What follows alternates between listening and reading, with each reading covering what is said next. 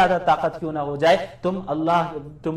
مقابلہ نہیں جیت سکتے، جیسا کہ مشرکین کے ساتھ بھی ہوا۔ تو مسلمانوں کو اس طرف توجہ دلائی گئی کہ صرف ایک اللہ پہ بھروسہ رکھو، اسباب وغیرہ یہ سب سیکنڈری چیزیں۔ اس کے بعد پھر اہل کتاب کا بھی ذکر ہے کہ بھئی ان کو بھی اختیار دیا گیا کہ یا تو آپ اسلام قبول کرنا چاہتے ہیں کر لیں، چھوڑ کر جانا چاہتے ہیں جائے، اور اگر یہیں رہنا اسلامی حکومت میں، اسلامی ریاست میں، تو اب چونکہ اسلامی حکومت آپ کی حفاظت کرے گی اور ہماری فوج اور مسلمان آپ کی حفاظت کریں گے، آپ کو بھی وہی حق دیا جائے گا جو مسلمانوں کا ہے، آپ کی عبادت گاہوں کو نقصان نہیں پہنچایا جائے گا، آپ کو زبردستی اسلام میں کنورٹ نہیں کیا جائے گا، آپ کو اپنے مذہب کی آزادی دی جائے گی، ساری چیزیں رہے گی، آپ کی جان اور مال کی بھی حفاظت کی جائے گی۔ تو جب اسلامی حکومت اتنا کرے گی تو اس کے بدلے میں آپ کو ٹیکس دینا ہوگا ہمیں، اور اسی ٹیکس کا نام جزیہ ہے۔ تو اگر آپ جزیہ دے کر اسلامی حکومت میں ہی رہنا چاہتے ہیں یہیں پہ تو رہ سکتے ہیں، اور اگر نہیں رہنا چاہتے تو آپ چلے جائیں، یا اسلام قبول کرنا چاہتے ہیں تو کر لیں۔ بہرحال اللہ کے نبی صلی اللہ علیہ وسلم کی زندگی میں بھی وہ وہیں رہے جزیرۃ العرب میں، لیکن آخر میں پھر حضرت عمر فاروق رضی اللہ تعالی عنہ نے اہل کتاب کو جزیرہ عرب سے نکال دیا تھا، کیونکہ اللہ کے نبی صلی اللہ علیہ وسلم کا حکم تھا اخرج الیہود والنصارى من جزیرۃ العرب، کہ جزیرۃ العرب سے یہود و نصارہ کو نکال دو، کیونکہ اللہ کے نبی صلی اللہ علیہ وسلم جانتے تھے کہ یہ کیسے لوگ ہیں اور یہ کس طرح کسی جگہ پر رہ کر اور فتنہ پھیلا کر اور اس جگہ پہ زبردستی اقتدار حاصل کر لیتے ہیں، اور دیکھا گیا یہ کوئی ڈھکی چھپی بات نہیں ہے۔ آپ دیکھ لیں فلسطین میں کیا ہوا، ان یہودیوں کی کیا حیثیت تھی فلسطین میں، لیکن آہستہ آہستہ کر کے سازشیں کر کے کس طرح وہ آگے بڑھے، یہاں تک کہ حکومت اور اقتدار انہیں حاصل ہو گیا۔ تو مسجد اقصی آج ہمارے کنٹرول میں 100% نہیں ہے، انہی کے کنٹرول میں ہے، سارا نظام انہی کے پاس ہے۔ تو ظاہر ہے یہاں رہتے تو یہاں حرمین پہ وہ قبضہ کر سکتے تھے، تو اللہ تعالیٰ نے اسی لیے اللہ کے نبی صلی اللہ علیہ وسلم نے فرمایا کہ جزیرۃ العرب سے انہیں نکال دو، یہاں مسلمان رہیں گے، وہ آباد نہیں ہونے چاہیے۔ بہرحال پھر یہود و نصارہ کے ایک برے عقیدے کی تردید کی گئی، آیت نمبر 30 میں آئیے وقالت الیہود عزیر ابن اللہ وقالت النصارى المسیح ابن اللہ، کہ یہود جیوز کہتے ہیں کہ عزیر اللہ کے بیٹے ہیں علیہ باللہ، نصارہ کرسچنز کہتے ہیں کہ حضرت عیسیٰ اللہ کے بیٹے ہیں علیہ باللہ۔ اللہ تعالیٰ نے فرمایا کہ یہ صرف ان کے منہ کی بات ہے، ایسا حقیقت میں کچھ نہیں ہے۔ اللہ رب العالمین کی ذات پاک ہے کہ وہ کسی کو بیٹا بنائے یا کوئی شریک رکھے۔ بہرحال اس کے بعد آیت نمبر 34 میں ناحق مال کھانے پر وعید ہے، یا ایھا الذین آمنوا ان کثیرا من الاحبار والرہبان لیأکلون اموال الناس بالباطل۔ اہل کتاب میں بھی کیا ہوتا تھا کہ بہت سے لوگ اور خصوصاً ان کے جو علماء تھے یہود و نصارہ کے، وہ پیسے لے کر رشوت لے کر اللہ کی کتاب میں اور دین میں تبدیلی کر دیا کرتے تھے، اور پیسے لے کر ان لوگوں کے من کے مطابق فتوے دیا کرتے تھے۔ تو اللہ تعالیٰ نے اس کی تردید کی اور وعید سنائی کہ ایسے لوگوں کے لیے دردناک عذاب ہے۔ لہٰذا آج بھی مسلمانوں کے جو علماء ہیں اور جو اہل اقتدار ہے انہیں بھی سمجھنا چاہیے کہ محض پیسوں کے لیے یا رشوت دیکھ کر یا دنیاوی چیزوں کو دیکھ کر دین میں کوئی کمپرومائز نہ کرے۔ ایسا نہ کر بیٹھے کہ بھئی آپ اپنے من چاہے فتوے دے رہے ہیں اور آپ کسی کو خوش کرنے کے لیے کوئی بات بتا رہے ہیں اور اسے اسلام کا لبادہ پہنا دے، یہ بات صحیح نہیں ہے، اس کا عذاب بہت سخت ہونے والا ہے۔ اس کے بعد آیت نمبر 38 سے لے کر تقریباً سورت کے آخر تک غزوہ تبوک کا ذکر ہے۔ غزوہ تبوک سن 9 ہجری میں یہ غزوہ اور یہ غزوہ پیش آیا۔ یہ کس طرح اللہ کے نبی صلی اللہ علیہ وسلم جب فتح مکہ کے بعد واپس لوٹ آئے مدینہ المنورہ، تو آپ صلی اللہ علیہ وسلم کو خبر پہنچی کہ جو رومی بادشاہ ہے ہرقل، وہ مدینے پر زبردست حملہ کرنے کا ارادہ کر رہا ہے۔ تو آپ صلی اللہ علیہ وسلم نے صحابہ کو مقابلے کے لیے تیار کیا اور تقریباً 30,000 کے لشکر کو لے کر آپ صلی اللہ علیہ وسلم تبوک کی طرف روانہ ہوئے۔ لیکن یہ وقت بہت آزمائش کا تھا، کیونکہ ایک سب سے پہلی چیز مقابلہ بھی کس سے ہو رہا ہے؟ رومن امپائر سے، رومی سلطنت سے، اور وہ اس وقت کا وہ آپ سمجھے اس وقت کی وہ سپر پاور تھی، وہ حکومت اتنی بڑی حکومت تھی، اور یہاں سے اللہ کے نبی صلی اللہ علیہ وسلم مسلمانوں کی تعداد ان کے مقابلے میں بہت کم، صرف 30,000 کی تعداد میں یہاں سے جا رہے۔ دوسری چیز بہت سخت گرمی کا موسم تھا اور کھجوریں بالکل پک چکی تھی، یعنی اب کھجوروں کو توڑنے کا اور اتارنے کا وقت تھا، اور اسی پر ان کے پورے سال کا سمجھے آپ کے گزر بسر کا معاملہ تھا انہی کھجوروں پر، لیکن انہیں چھوڑ کر انہیں جنگ کے لیے جانا پڑ رہا تھا۔ گرمی سخت بہت زیادہ، اور حالت یہ کہ بھئی اسباب بھی کم، سواری بہت کم، لوگوں کو جو ہے باری باری ایک ایک اونٹ پر بیٹھنا پڑ رہا تھا۔ اتنے اسباب کم ہونے کے باوجود بڑی مشقت کے ساتھ جو ہے صحابہ کرام روانہ ہوئے اللہ کے نبی صلی اللہ علیہ وسلم کے ساتھ، ان حضرات نے پیش قدمی کی۔ لیکن جب ہرقل کو، رومی سلطنت کو معلوم چلا کہ اللہ کے نبی صلی اللہ علیہ وسلم 30,000 کے لشکر کو لے کر ہمارے طرف آ رہے ہیں اور مقابلہ کرنے کے ارادے سے آ رہے ہیں، تو ان لوگوں نے لڑنے کا ارادہ ترک کر دیا، ان پہ رعب پڑا اللہ کے نبی صلی اللہ علیہ وسلم کو اور مسلمانوں کا، تو انہوں نے لڑنے کا ارادہ ترک کر دیا، لہٰذا غزوہ تبوک میں یہاں پر جنگ کرنے کی نوبت نہیں آئی۔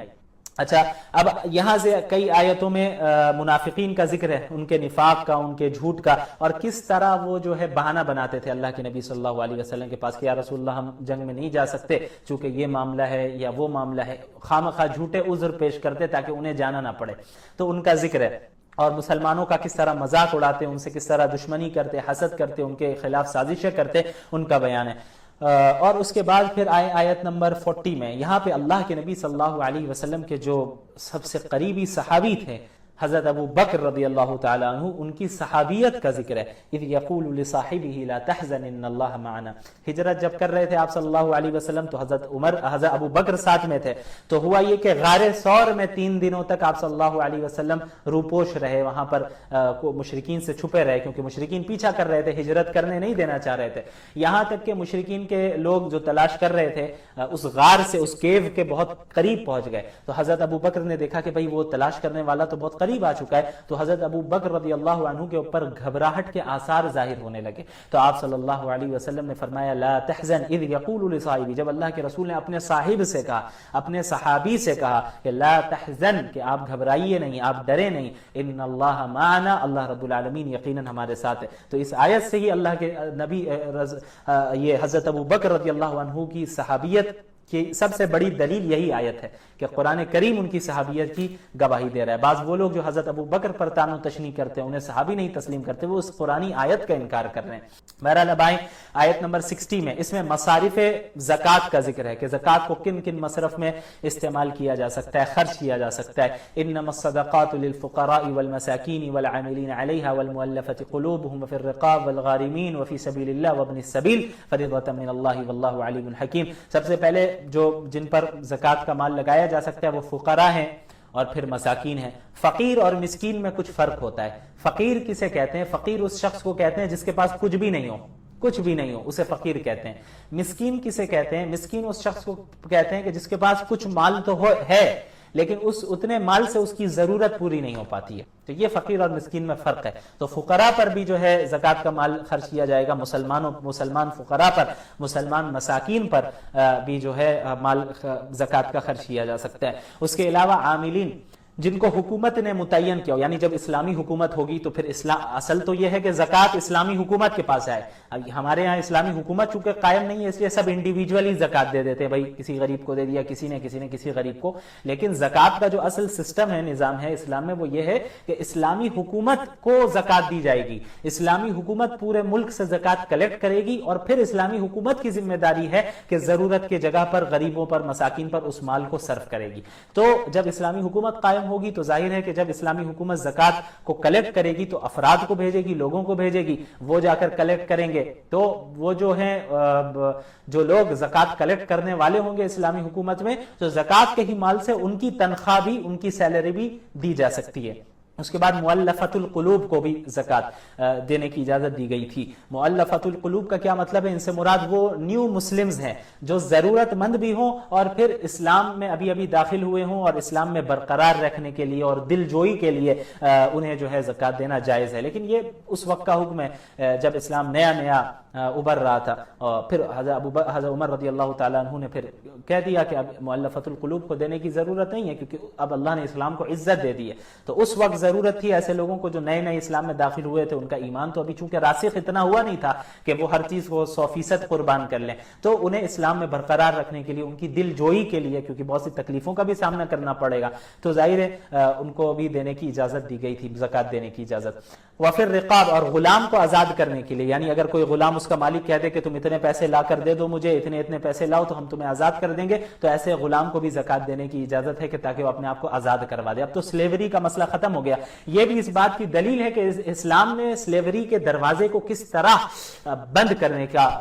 کی بھرپور کوشش کی۔ بہت سے مختلف طریقے اسلام نے اختیار کی اللہ تعالیٰ نے کہ آہستہ آہستہ یہ سلیوری کا معاملہ، غلامی کا معاملہ ختم ہو جائے۔ تو سارا جو اعتراضات سارے کیے جاتے ہیں غلامی کو لے کے، وہ اسلامی پر کیے جاتے ہیں۔ ایسا محسوس ہوتا ہے جیسے اسلام نے ہی شروع کیا ہو۔ اسلام نے تو شروع نہیں کیا، بلکہ اسلام نے سلیوری کو ختم کرنے میں ایک بہت بڑا رول اختیار کیا، جن میں سے یہ آیت بھی ایک بہت بڑی دلیل ہے کہ اللہ نے زکوٰۃ کے مال کو بھی غلاموں کو آزاد کرنے میں لگانے کا یعنی اس کی اجازت دے دی کہ آپ غلاموں کو دے سکتے ہیں. زکوٰۃ کی رقم ایسی ہوتی ہے کہ جس میں بہت سی شرائط ہیں,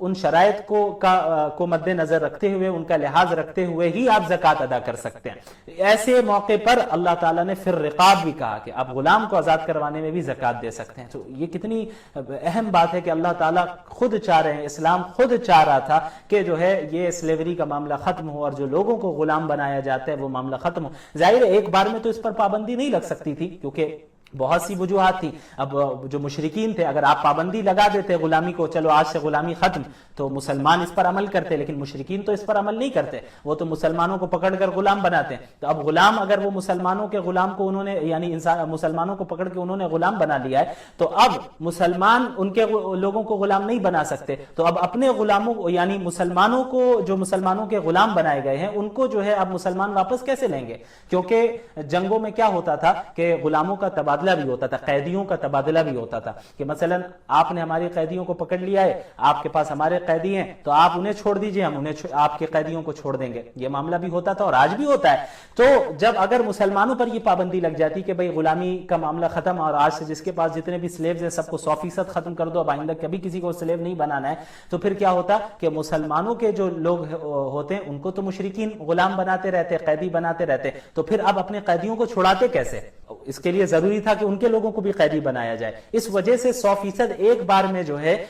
اس کی ممانعت نہیں آئی اور اس کو منع نہیں کر دیا گیا, یا سلیوری کو ختم کرنے کا حکم نازل نہیں ہوا. البتہ اس کی طرف اشارے کر دیے گئے اور بہت سے ایسے اعمال دیے گئے اور بہت سے ایسی چیزیں کرنے کا حکم دیا گیا, بہت سے گناہوں کا کفارہ یہ دیا گیا کہ بھئی آپ غلام آزاد کیجئے. اور غلام آزاد کرنے کی جو فضیلت ہے اور جو اجر و ثواب ملنا ہے اس کو بیان کیا گیا. تو کتنے لوگوں نے جو ہے بس اس اجر و ثواب کو حاصل کرنے کے لیے کتنے غلاموں کو آزاد کیا. بہرحال اس کے بعد غارمین کا ذکر ہے, یعنی جو مقروض ہو, جس کے اوپر بہت زیادہ قرض ہو, اس کو قرض سے نجات دینے کے لیے اس کو زکوٰۃ دی جا سکتی ہے. فی سبیل اللہ یعنی وہ مجاہد جو جہاد و قتال پر جا رہا ہے لیکن اس کے پاس سواری وغیرہ کا سامان نہیں ہے, تو اس کو بھی زکوٰۃ دی جا سکتی ہے. اس کے علاوہ ابن السبیل یعنی جو مسافر ہو, اس کو بھی زکوٰۃ دی جا سکتی ہے. ایسا مسافر بھی جو حقیقت میں اگرچہ ہو امیر, لیکن اس کے پاس پیسے جو اس کے ہے وہ ہے اس کے گھر میں, اس کے شہر میں, اور جہاں وہ سفر کر رہا ہے وہاں وہ بیچارہ ضرورت مند ہو گیا. اب کوئی راستہ ہی نہیں نکل رہا ہے کہ بھئی وہ پیسے کہاں سے لائے, اب اپنے شہر سے منگا بھی نہیں پا رہا. آج کے دور میں سمجھے کہ اب اس کے پاس ATM وغیرہ کا بھی کوئی انتظام نہیں ہے, امیر تو ہے لیکن اب ایسے شہر میں چلا گیا جہاں اس کے پیسے بالکل وہ نکال ہی نہیں پا رہا ہے, تو وہ ضرورت مند ہو گیا. تو ایسے شخص کو بھی زکوٰۃ دی جا سکتی ہے. اس کے بعد پھر اس پارے کے اخیر میں منافقین کا ذکر ہوا. چونکہ منافقین کا ذکر چلا آ رہا ہے, ان کے نفاق کا, ان کے جھوٹ کا, جہاد پر نہیں جانے کے بہانے کا, ہیلے جو وہ کرتے رہے اور پھر ایک دوسرے کو برائی کا حکم دینے